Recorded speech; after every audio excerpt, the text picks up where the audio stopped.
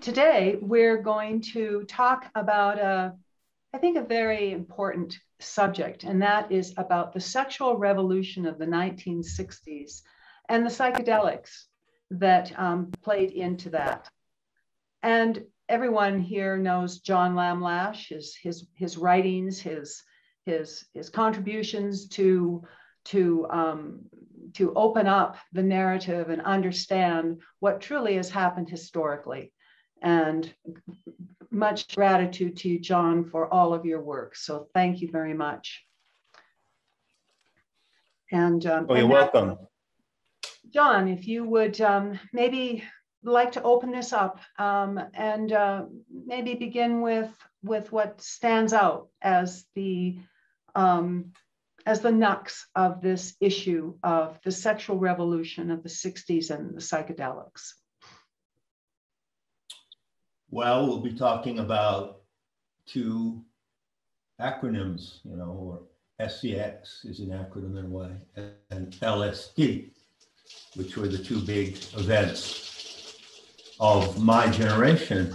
And it is a fact that I'm a veteran of that generation. And, you have to be pretty old to make that statement. And there aren't many of us left. One colleague and associate of mine who was living till recently was Ralph Metzner, whom I met in Switzerland at the World Psychedelic Forum. And we had a warm and genial encounter. But Ralph and he went offside last year, I think. I had a very strong message from him, and I was urgently compelled to call him. And when I called him, I found out that within 24 hours before I called him, that had happened. So there are very few people on the ground today who can tell you what it was actually like. So I'll give you my version. It's obviously subjective and personal. And I want to make a qualification at the start. I was 15 years old in 1960. So I hit the ground running, and I was born right into the thick of the action. But I must add, and bear this in mind as you listen to what I say, that my experience of the 60s was anomalous. And it was an outsider experience. I'm giving you the insider view coming from an outsider in a way, if you can get that. That makes sense? Yes, it does. Yeah, because I'm not neurotypical, and there are other factors about me which might come to light as we go through this conversation that will make it clear that even though I was there, I stood apart from it in many ways. So it hit me first in the sexual region, and then it hit me in the head and heart, which was the psychedelic aspect of it. So many things have been said about the 60s and about the promiscuity and orgies among the hippies, about the concept of free love, which was a term at the time. And all I can do is tell you the truth of my experience about that. I never participated in any hippie orgies. I never even ever had a hippie girlfriend as such. I didn't like them. I didn't find them attractive. But I had a strong sexual drive, as most adolescents do. And I came from a small town culture in Maine where sex among teenagers was extremely taboo. And I had suffered a lot from that taboo, a lot. So there were two great problems with sexuality in my adolescence. I graduated from high school in 1963. One of them was, it just wasn't right for religious or social reasons for young people to be free to experiment sexually. And their birth control hadn't come into the picture quite yet. And the second deterrent was birth control. There was an absolute terror over the notion in my high school years that if you had sex, it was going to lead to conception, the girl would get pregnant, and then you were hooked for the rest of your life. And I certainly didn't want that. So I'll start out with what I wanted and what I found. And I don't think I'm atypical in this respect. I wanted the freedom to be able to find out what sex was all about, to experiment, if you want to use that word. And I wanted to be able to flirt and to have fun, enjoy myself, and have pleasure with young women, including sexual pleasure. And I wanted to have it without that terrible fear of conception and without social condemnation. That's all I wanted. And what teenager doesn't want that? You see? So in that respect, I was really typical. So I didn't get that in high school. And I didn't get that in college, although my first sexual experience was in college in Maine in 1963. I think it was October, with a college girl. She had already graduated. She was a few years older than me. And I met her actually because she was the secretary of my mentor in college, C.F. Terrell, a man who took me under his wing when I dropped out, eventually got expelled, but we became friends for life. He's an important figure in my life. So she was his secretary. That's how we connected. But it was a terrible experience for me. I wasn't prepared. I didn't know what to do. It was horrible. And so then I left the United States. And this is another important point. From May of 64 until October of 66, for about 2.5 years, I split, as we used to say. And so I wasn't in the United States at that time when the revolution really started to gain a lot of steam. I was all over the world. I traveled to Europe first, then to Greece, the Middle East, Egypt. Then I got, by an extraordinary series of events, I got to work a deckhand on a freighter that went from Eilat in Israel. Yes, I've been to Israel, to Yokohama. So I ended up in the Far East. Japan, I lived 2 times. And so everything, you know, Manila, Hong Kong, Singapore, Laos, Cambodia, Thailand. Then I went to India, Nepal. And all that was during the time when the 60s was peaking in my generation. So I wasn't really there at that time. But I did encounter LSD for the first time in Madras, India in 1966.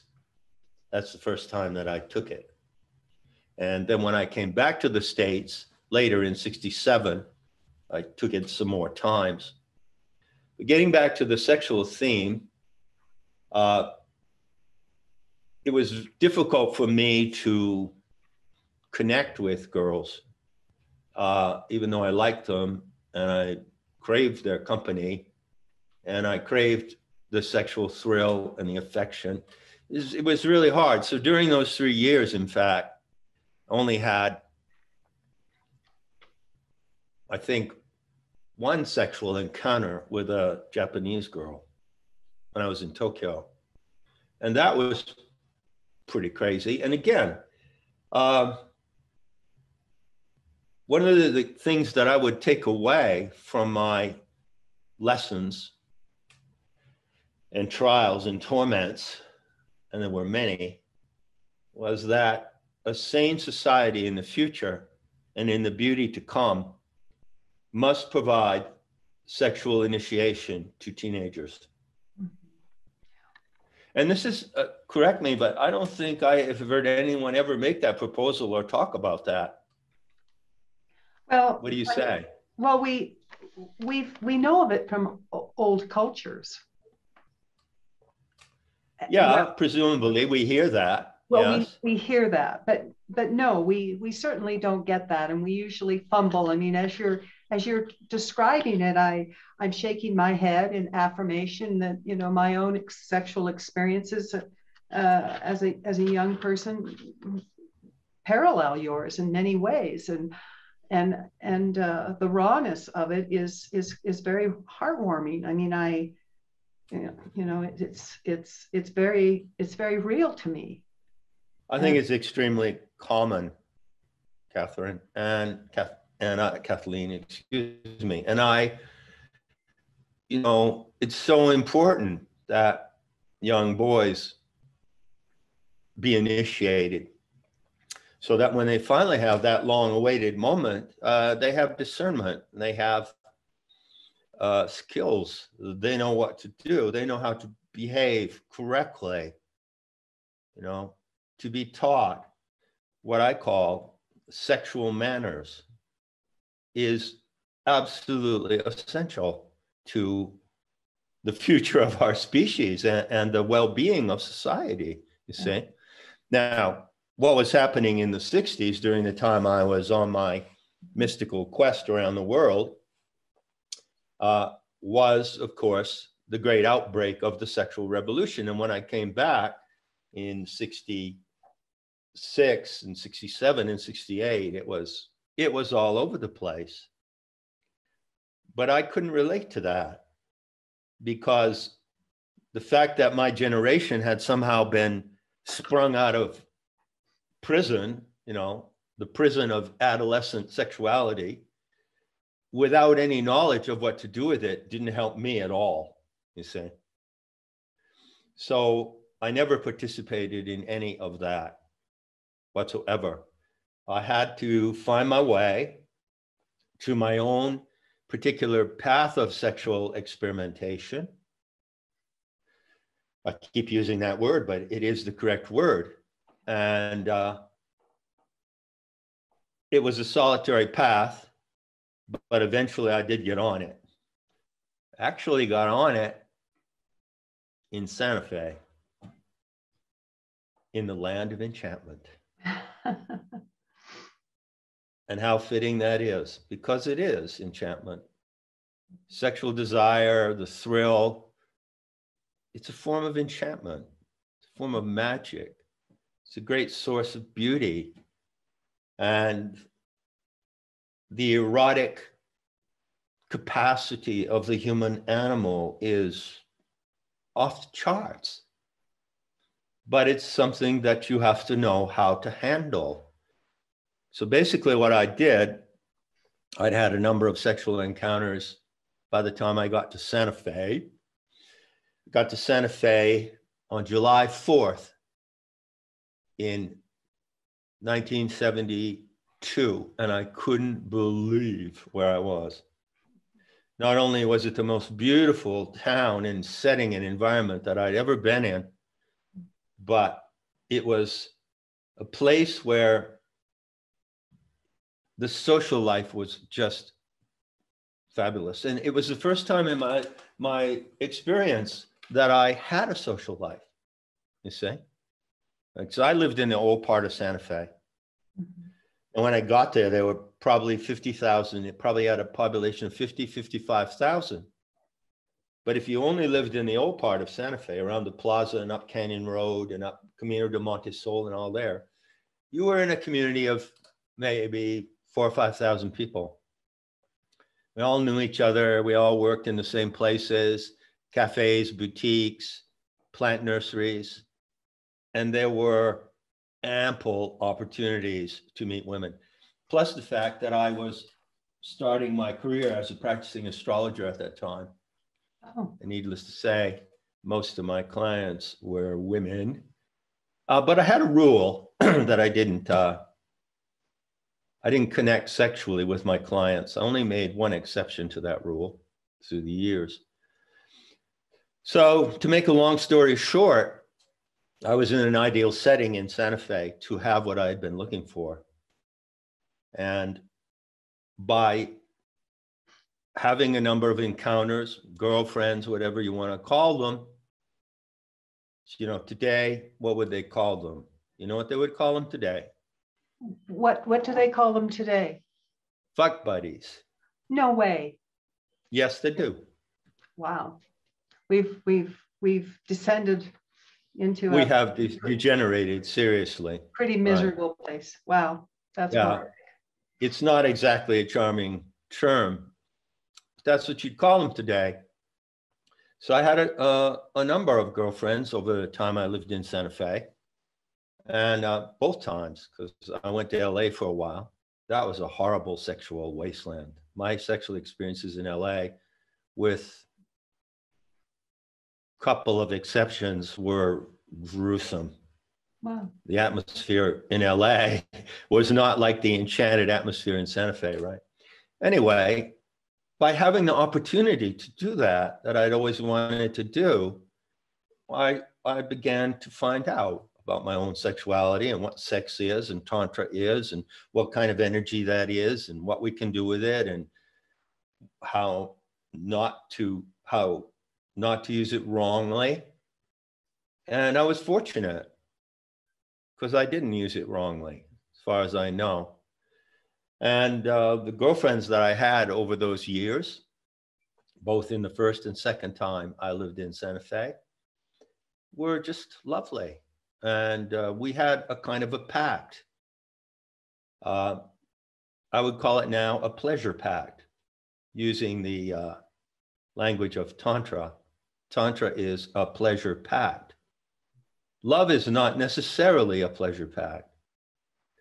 So it begs the question, well, you know, what is the relationship between love and sex? And this is a deep question, and I was very involved in working that out, trying to figure that out. But most of the girlfriends I had, I remember with great fondness.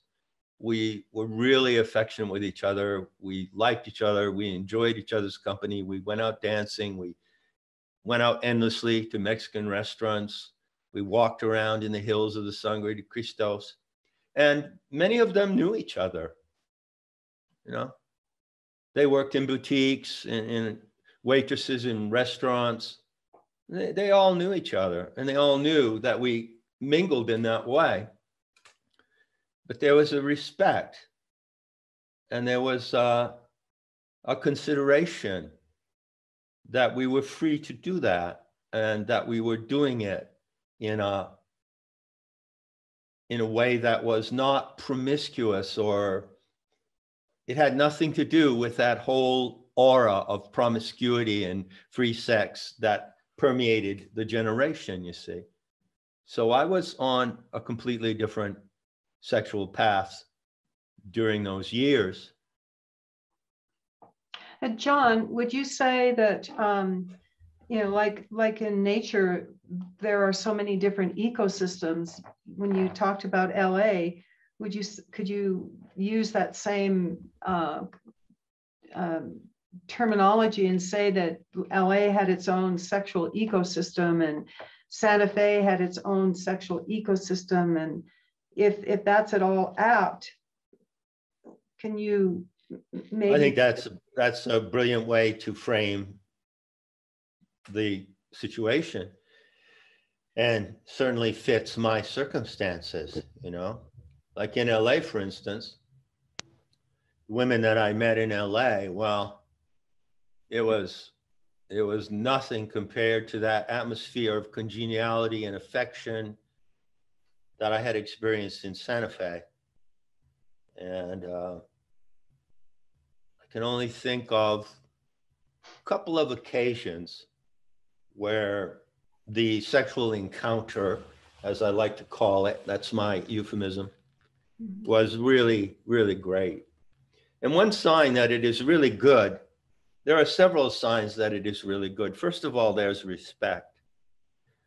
And then there is the mutual knowledge, the mutual understanding between the man and the woman, the boy and the girl, that this is for pleasure and enjoyment, that it doesn't have a lot of baggage loaded on it, and that it doesn't mean a life commitment, but it does involve another kind of commitment.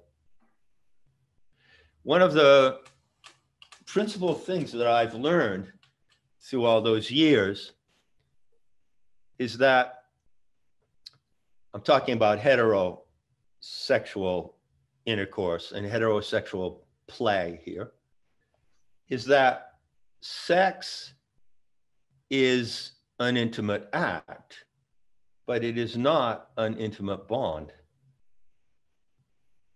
And this is a really important distinction. So somehow back then, and it looks almost miraculous now as I look back at it, I did have the good fortune to have some encounters on that understanding. We weren't out to get each other. We weren't out to form life partnerships. But the things that we shared together were as profound and rich as anything that could happen in a long-term life partnership. Do you see that? Yes. And so, John, what are the elements that made that up? And in asking that question, what was it about New Mexico, the land of enchantment, of Santa Fe, of the people, the women you encountered there that seemed to bring that element forward in a not in an isolated, but in a wide range of experiences? What was the catalyst going on there in the environment? Beauty. Beauty is what it's all about. I myself never practiced tantric sex as such. I never followed any of the teachers of that or followed the Kama Sutra or anything like that. I found that all to be unnatural, stilted, artificial, orchestrated. It wasn't spontaneous. So I haven't been interested in my sexual quest. I wasn't attracted in that direction. No, I was just attracted by the beauty and the pleasure of it and the wonderful opportunity to enjoy the company of a woman in that way and to be enjoyed. That's all I was looking for. But again, I didn't want to be facing a risk that was going to lead to something that would then bind me into commitments in life that I didn't want, and quite frankly, I wouldn't have been able to handle.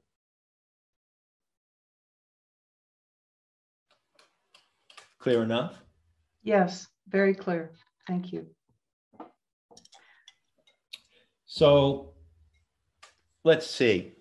What else can we say about the sexual revolution before we move on to LSD? Let me ask you this. So maybe just a little history of how did this sexual revolution happen? I mean, you were saying you were away from the US while this was happening, but it was obviously a fundamental explosion in the United States. I was 16 in 1969, and I was in British Columbia that summer in Vancouver, and it was happening. A little bit younger than you, but not by much, and experienced this remarkable flourishing of people celebrating life. I mean, it wasn't like there was sex on every street corner or, on every park bench, but there was a sense of being alive and being allowed to be alive. in a way that I didn't experience when I went back home to Alberta after that summer in Vancouver, British Columbia. But so it was an explosion, and no one has really adequately ever explained that explosion. But there are two interpretations. There are two ways, at least two, to explain it. I might just allude here to an astrological factor. I've studied planetary cycles over the years, long-term planetary cycles that go through the centuries. And when you plot these cycles out sort of on a graph, on a chronological scale of centuries, you kind of see them like sine curves. You see sine waves. And the point where the sine wave crosses the line of history is when a conjunction occurs. Now, there are three major cycles of these long-term conjunctions, and one of them is the conjunctions of Pluto and Uranus. Yes. And they only happen every 240 years. So there was in 1966 a conjunction of Pluto and Uranus. So you would have to go back 240 years to the moment of the previous one. Now, I've tracked these through history, and I've looked at the social trends, the events, the mores, and customs of the times, and I can see certain patterns. So in one way, I have to say that there was an explosion in 1966 of some kind of pulse that operates like a biorhythm in the human psyche, in the collective psyche. Mm. It was an extremely rare moment. And therefore, something erupted. Now, the circumstances for that eruption were very special, because coming out of 1945, when I was born, coming out of the Second World War, the world had to redefine itself. There were the baby boomers generation. There were a lot of contributing factors to it. But I'm of the opinion, which many people contest, that there was something genuine and innate in this explosion of the desire for sexual freedom. And I stand by that view because sex is such an important factor in personal sanity, personal health and hygiene, and in the health of a society, that I regard it as a moment when there was a great boost to go in that direction. However, the other interpretation of the 60s is much more widespread. And according to that interpretation, the whole sexual revolution was staged and planned and promoted and hyped in an evil and degenerate way by certain influences in human society. That is certainly true. I don't deny that, but I do not agree that the sexual revolution in some form would not have happened if those nefarious and degenerating influences hadn't been present. You see my point? That's very important to hear. To me, it is extremely important. To anyone listening today, whatever your age may be, and I'm sure you're all younger than me, I was on the ground, and it was a ground force that came up, and it was genuine. But there is a tendency in human history for certain parasitical and psychopathic enemies of life to, in a way, foresee these natural developments and to go right in there and seize upon them and misdirect them, corrupt them, and pervert them. And this is a great tragedy. This happens over and over again. And I can say that in that respect, yeah, my generation was tragic. And interesting. I mean, we're seeing that today. I mean, like you say, we are indeed. Anything. We see it all over the place now. Yeah. everything and anything that has goodness about it, has vibrancy, life, and love. There appears to be a concerted effort to thwart that. I mean, we look today at the masking and the social distancing, and I mean, and we see that, and they're forcing that on 2-year-old children. And I mean, the criminality of all of it it's beyond words, truly. Yeah, the enemies of life, these parasites among us, these aliens among us, yeah, they really are, hate life. They promote ugliness. They hate beauty. So one of the great lessons to take away, if you have the courage to look that in the face, is that it's not good enough just to be good. It's not good enough just to be a naive, innocent goy. It's not good enough. You also have to have the discernment of what is working against that, and you have to have the courage and the will to go at it. And we're at the end game in that battle right now. Look at what is being promoted through the COVID psyop. Everything that is against life. You can't dance, you can't make friends, you can't breathe. You can't sing. You can't sing. gather. You can't gather. Musicians. Yeah. What is all that about? How can there be anyone who hates all those common pleasures of life so much that they want to destroy them? And they're doing a pretty good job of it so far. Although I must say the resistance to them is probably greater than you hear about. Well, I know you said that when we spoke previously in another interview, and I hang on to that because it's important to me to sense that that life and beauty and our basic evolutionary need for love and connection is stronger than the evil forces. Yes, it's much stronger. Yes. They have a lot of advantages, but they are fighting against what is natural and beautiful and deathless.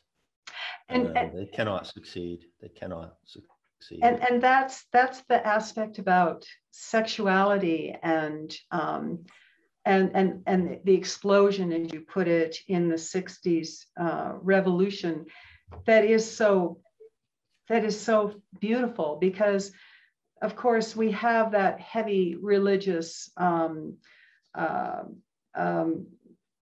guilt and negativity that was laid upon people for control reasons, and yet we keep shining through because we understand the beauty of it and the connected nature of it and the sacredness of it all. And so here we are talking about this subject today, a year and a half into this whole pandemic of this COVID hoax, and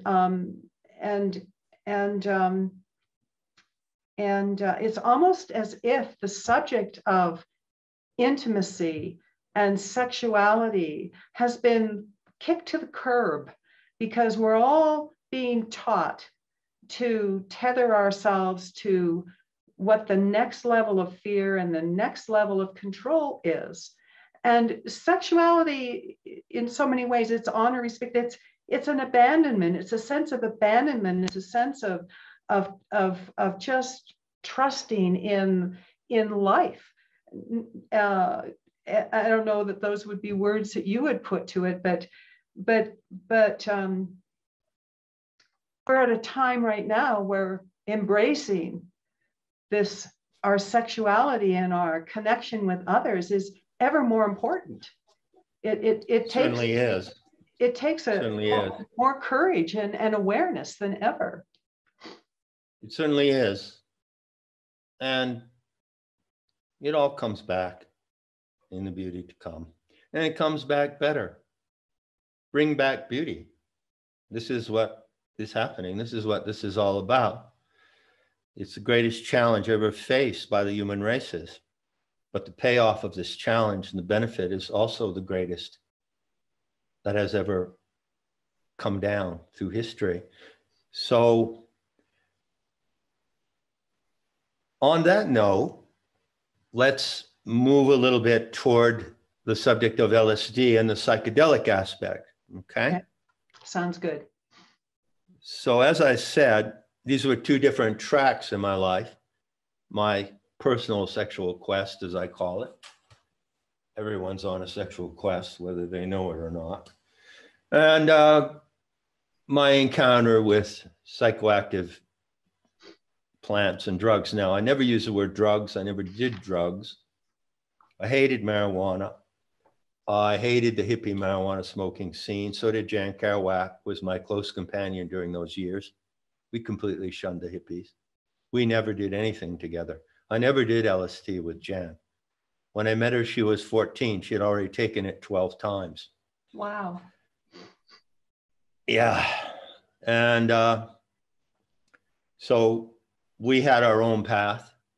And as I said, the first time I took LSD was when I was far away from the country in India. So then when I came back to New York City, where I met Jan in January of '67, LSD was going around. And it was a thing. And there were hippies all over the place. But there was a big LSD scene. I never went to any LSD parties. I never took LSD with anyone else. I always took it alone. But I want to tell you something about an example of how it was for me, okay? I had been in New York, having come back from Asia, and I wanted to take some more LSD.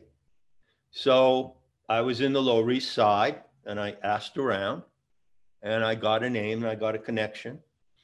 And somebody told me, and they said, well, if you go over there to that apartment, there's a guy, and he has Sandoz, S-A-N-D-O-Z. Now, you may not know, if you don't know the history of the 60s, that Sandoz Laboratories in Basel, Switzerland, produced some millions and millions of doses of LSD that were circulated in the United States and Europe until 1966, when the government outlawed LSD. And if you could get Sandoz, you had the best stuff. Albert Hofmann, who discovered LSD, worked for the Sandoz laboratory. Everyone should go and read the story. If you want to know about my generation, go read his book about LSD, my wonder child, as he called it, my Wunderkind. Okay? So I went there. This is a scene from the time. I'm going to his apartment, walk in, don't know the guy. He doesn't know me. There was a lot of pressure at that time for other things, mainly for marijuana and hash. But LSD was just at the point of being made illegal. So we were cautious. We looked at each other, body language, looked each other in the eyes. Cool. So I got out a $5 bill. I handed it to him. Held out my hand. He put a tab in my hand like this. Put his hand on mine. And he said, may you see the clear light. Oh, beautiful. So that one incident tells you a lot. It tells you about that group of people at that time in my generation who knew that changing their consciousness with LSD was a sacred act, and that everyone who did it correctly had the same experience with light. You see? Now, other people were taking LSD. I mean, there was a place on Avenue A called the Psychedelic. Okay. And you could go over to the Psychedelic at 4 in the morning and you would see hippies wandering all around the street, blasted out on LSD. But I never did that. I never wanted to. And there were many people who did not do it in that way. They did it in a sacred and respectful manner, you see. So I continued to take LSD. Jan and I never took it together. We never did anything. I never did drugs. I tried DMT once. I hated it. Cocaine hadn't come in yet. I smoked a fair amount of hash. Guilty as charged. Okay. I had learned to smoke hash in India. And I had some of the best hash you could ever get, which I bought in Nepal. And I liked hash because it's very cerebral, and I'm a very cerebral dude. I hated marijuana. Jen and I never smoked hash together. We just didn't. We weren't in the scene. So 2 stages, I would say, in my education about cognitive liberty. This is what it's about, my friends. It's about the freedom to change and explore your own consciousness. That is one of the absolute basic freedoms for the human animal. But again, it takes discipline. You have to handle it correctly and do it knowing that it is a sacred undertaking, because your consciousness is sacred. And where did you ever get to be conscious in the first place? Who gave you the gift of consciousness and awareness? When you decide to experiment with that, then you are in effect accepting that it has been given to you by a higher power, by a higher divine intelligence, gave you your consciousness, but you also have the liberty to experiment with that gift. So I did that. But that's not mushrooms. Now, mushrooms are another subject. And mushrooms have played a great, great part in my life since the 60s. But I didn't really encounter them in the 60s. I did my LSD trips by myself, saw the clear light, also saw what I now call the white light, the organic light, and didn't know what it was at the time. And then it changed. And I got on the track of psychoactive plants. Okay? Don't use the word drug. It's an ugly word. I never did drugs. My generation is notorious for doing drugs. But again, that's part of the perversion and the corruption of the movement, isn't it? You see, the same thing that happened to this genuine sexual desire happened with the desire for cognitive liberty. They were parallel courses. And those are really important distinctions to make, because there isn't anything that doesn't have a beauty to it. And yet, when the media grabs a hold of it and decides to shake it into oblivion, it will, and then it destroys all of the good that has transpired from it. Yeah, we are at war with psychopaths. Yes, we are. And these psychopaths are in their end game right now, but they were cranking up the war during my generation. And sad to say that I'm sure that many veterans of my generation are victims of that war. On the other hand, I can say that I trust and I believe firmly that many of those of my generations who did take LSD, no matter what the circumstances, perhaps they weren't as rigorous as mine were, realized something, and it left something in them for the good. It brought them a kind of enlightenment. And maybe we don't know who they are, baby boomers, but they survived and they carried that beautiful gift of LSD illumination into their lives as a benefit. I'm sure that happened too, but you don't hear about that, do you?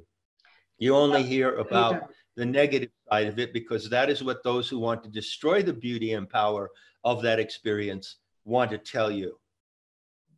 You know, right? John, I can't help but think about your work, Not in His Image, and what I have learned about the whole pagan culture and the Gnostics, and I mean, this all harkens back to the beauty of that that culture and their knowledge of it and their relationship to nature, and just what kind of threat that was to the, you know, to those who brought the Abrahamic religions forward, and they had to just absolutely destroy anything that was beautiful and loving and linked intricately to nature.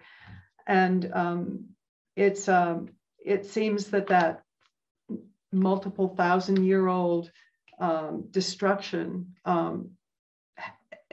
continues to be the major warfare against all of us. Well, they certainly tried to destroy it. The strength of what they were trying to destroy is evident in the many centuries that it took, but it's indestructible. They didn't destroy it in me. I'm still here. They didn't destroy it in me, and I'm sure I'm not the only one. So if you're someone out there who has anything in common with my history, or maybe you came along a little bit later, just realize that there is that in you, which is natural and indestructible, and it craves beauty and it craves pleasure, which is exactly what the psychopaths hate. So that's what the war looks like. Now, I was talking about my journey into the realm of psychoactive plants, okay? Because LSD, you know, is not a plant, it's a synthetic product. And it's the only synthetic psychedelic, or entheogen, as it's fashionable to call it now, that I ever took. Besides, I think, took some mescaline once. But there was a moment when, funny, I was reflecting on this now. If you'll bear with me, this is going to be difficult. By all means. Yeah. I know that a good way to reach people is to just say what happened, you know, like I told you what happened when I bought Sandoz in the Lower East Side. And that one little anecdote would tell you so much without going into a lot of other elaboration, right? So I'll tell you another anecdote if you don't mind. Please do. I was in Santa Fe, and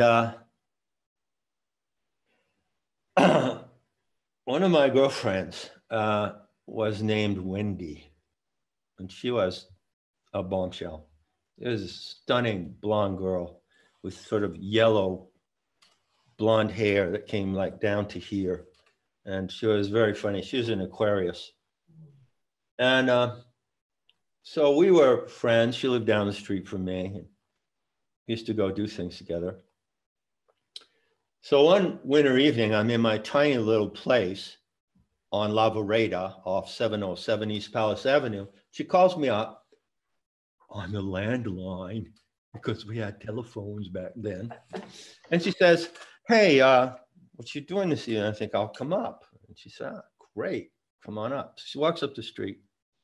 She comes in. I had a tiny little Santa Fe style fireplace. You know what they're like, with that kind of round thing? It was just tiny, and I had a little fire in there, and it was warm and cozy. So she walks in, and she had on this outfit, which was like a astronaut suit. She used to say she wanted to be an astronaut. Well, in a way, she was. And she had on this like shiny kind of astronaut suit, which was a jumpsuit, a one-piece thing, and it zipped up all the way to here. So she came in, and she was being kind of coy, and she walked over and stood by the fireplace, and she had one hand behind her, and she had her other hand free. And she said, I've got a great idea. Can you see this coming? I can. Yeah. And I said, oh yeah, what? And with her free hand, she just unzipped this suit, and it just dropped to the ground. And there she was in all of her naked splendor. And then she brought her other hand around from behind her back, and in it, she had a huge bouquet of fresh psilocybe mushrooms. Oh, oh, oh, wow. And she said, let's do Tantra. And I said, in a heartbeat, local or planetary? And I remember that incident so well. I haven't thought about it for years, but in anticipation of this talk, it came back to me, and I thought, that was extraordinary, because that was not only the first time that I actually took mushrooms. LSD days were long behind me, but I swear, if my memory is correct, it's the first time that I ever used the term planetary tantra. Mm. Just in that lovely, joking situation, you see? Everything that we have in us that can only come out through creativity and joy, it just wants to bubble out. It just wants to erupt. And the powers that guide us and show us our true path always reveal themselves in incidents like this, in the delightful little surprises and incidents of life. We're guided toward our true path. And so I began at that time to take an interest in mushrooms, you see. And of course, well, the follow-up of that story is a very long tale indeed, leading to Andalusia, to Infinity Ridge, to telestic sessions with psychedelic mushrooms.